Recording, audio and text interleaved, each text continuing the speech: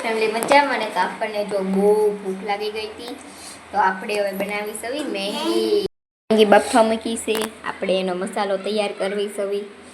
હમણાં મેગી બને એટલે હું તમને પાછી ઓલી કરું હમણાં કન્ટિન્યુ રહેજો મેગી બફાઈ ગઈ છે હવે આપણે એને વઘારવાની છે તો પહેલાં આપણે તેલ નાખ્યું છે પછી ડુંગળી ટમેટું નાખીને એને હલાવવાનું છે આપણે